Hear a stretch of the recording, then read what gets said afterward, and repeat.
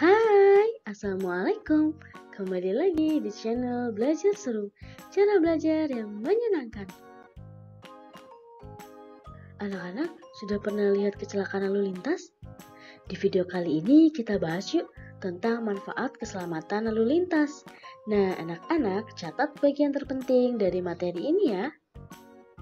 Sebelumnya kita bahas dulu yuk tentang kecelakaan berlalu lintas. Kecelakaan lalu lintas adalah suatu peristiwa di jalan yang tidak diduga dan tidak disengaja melibatkan kendaraan dengan atau tanpa pengguna jalan lainnya yang mengakibatkan korban manusia dan atau kerugian harta benda. Hal ini tercantum pada pasal 1 angka 24 Undang-Undang Nomor 22 Tahun 2009 tentang lalu lintas dan angkutan jalan. Kecelakaan terbagi menjadi dua jenis, yaitu kecelakaan tunggal dan kecelakaan beruntun atau massal. Kecelakaan tunggal adalah kecelakaan yang terjadi tanpa melibatkan orang lain, sedangkan kecelakaan beruntun adalah kecelakaan yang melibatkan korban lain selain dari penyebab kecelakaan.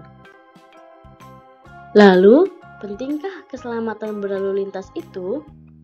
Tingginya tingkat kecelakaan berlalu lintas, maka kita perlu menjaga keselamatan berlalu lintas bagi pengguna jalan. Siapa sih pengguna jalan itu?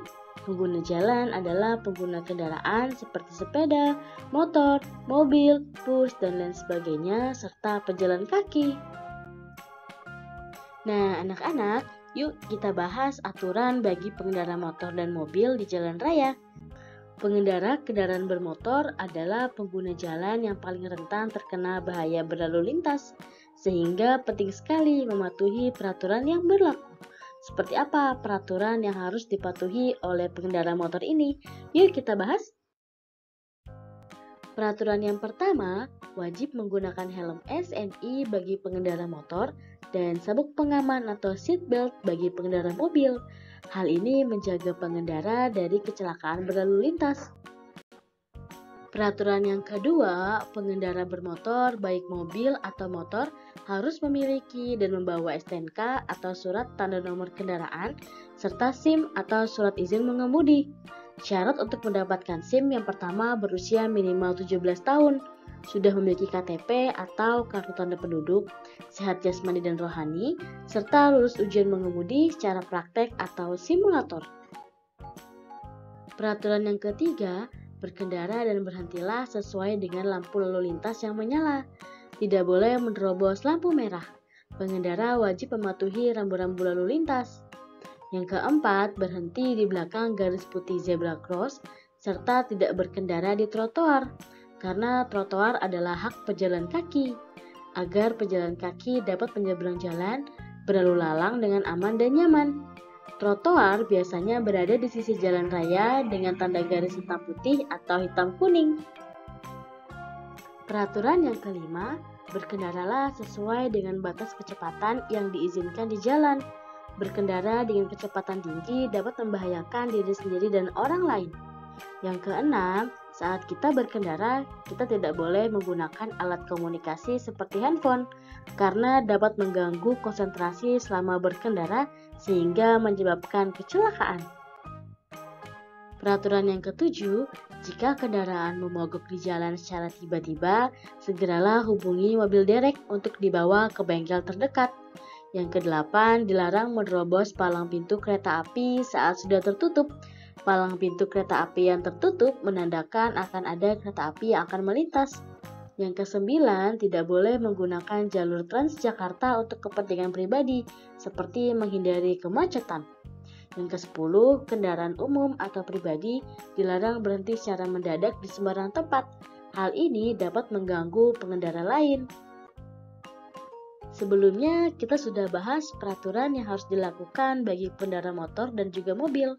Sekarang kita bahas yuk peraturan yang harus dilakukan oleh pengendara sepeda dan juga pejalan kaki. Pengendara sepeda dan pejalan kaki merupakan pengguna jalan yang harus mematuhi peraturan lalu lintas demi kenyamanan dan keselamatan bersama. Nah, ini dia aturan bagi pengendara sepeda dan juga pejalan kaki. Yang pertama, pengendara sepeda berjalan di jalur sepeda atau sisi paling kiri jalan raya. Yang kedua, pejalan kaki berjalan di trotoar dan menyeberang jalan di zebra cross atau JPO. Yang ketiga, pengendara sepeda dilarang membawa penumpang di bagian pijakan roda belakang kecuali dilengkapi oleh bangku penumpang. Yang keempat, pengendara sepeda dilarang menarik atau ditarik oleh kendaraan bermotor lainnya.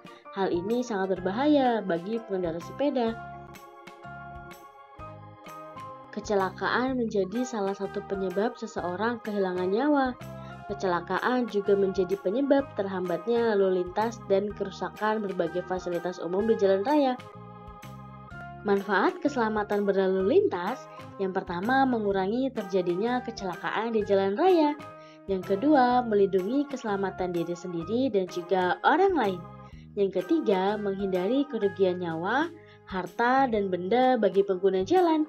Nah, anak-anak, yuk kita jaga diri dari kecelakaan berlalu lintas dengan menuruti aturan yang berlaku. Tahukah kamu, di Indonesia setiap jamnya rata-rata 3 orang meninggal dunia akibat kecelakaan berlalu lintas. Mari kita berhati-hati dan selalu mengikuti peraturan yang berlaku. Kesimpulan dari materi ini, yang pertama, faktor penyebab terbesar kecelakaan berlalu lintas sebesar 60% terjadi karena faktor manusia itu sendiri. Yang kedua, pengguna kendaraan bermotor seperti motor atau mobil harus selalu menggunakan helm dan sabuk pengaman demi keselamatan berkendara. Yang ketiga, patuhilah peraturan lampu lalu lintas dan hargai hak pejalan kaki dengan tidak berkendara di trotoar. Nah, anak-anak, terima kasih sudah mengikuti pelajaran PLBJ kali ini. Semoga materinya dapat bermanfaat dan sampai ketemu di materi selanjutnya. Dadah!